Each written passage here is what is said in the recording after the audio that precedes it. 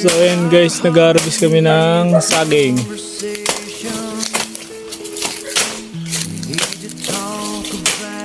Parang hindi pa mano yan, ma. Papainugin. Ha? Hindi na yan. Ayun, matigas na. Yan, pinuputol na yung kanyang Pero pa sa kabila sa bak. uno. Sa bak.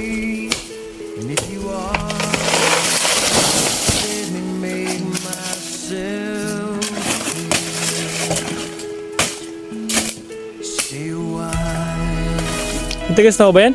Tigas na to. Pero pa doon yung sabak. Kuhain natin yung sabak.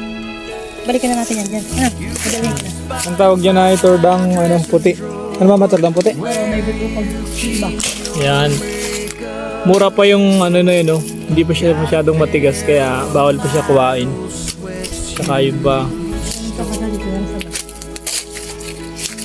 Ito pa masarap yung pag-ubot.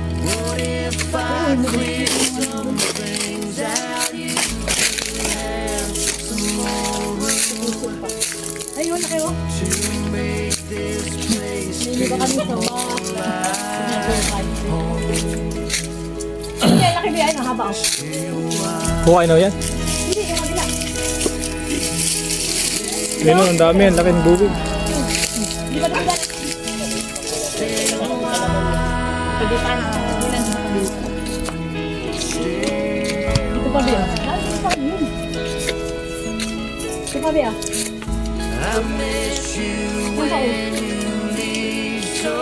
Mura pa sila.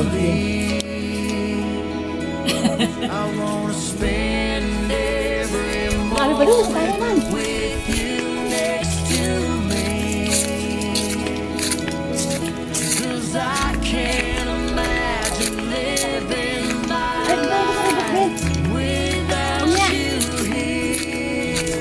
Ha?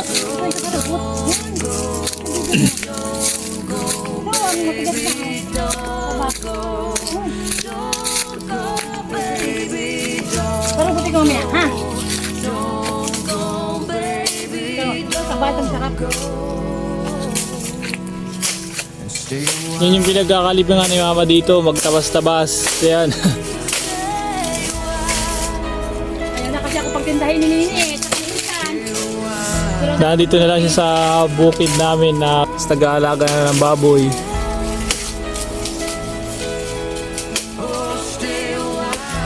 Ito, sarap. Lulutin ko sa lubot. Parang ano may matigas.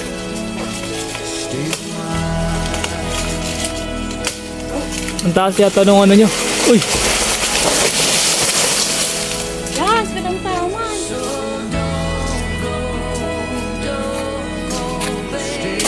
Ay, magkambit. Sarap kasi kagawa niya. Diba?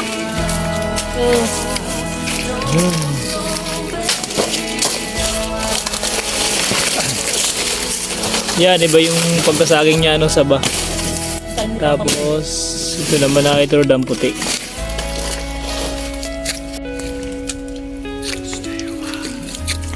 So ayan guys, nakakuha kami ng dalawang bubig. Ano ba? Yan, di nyo nabibilin sa palengke yan. Kasi dito sa dito sa bukid, ano lang yan. Kinukuha lang, tapos libre ka na sa merenda, tapos sa mga ulam mo lang, magtatanim ka lang. Marami, bibinta. Diba guys, ang sarap pabuhay dito sa bukid. Kung ito na kilo nito, dito, kuhain mo lang.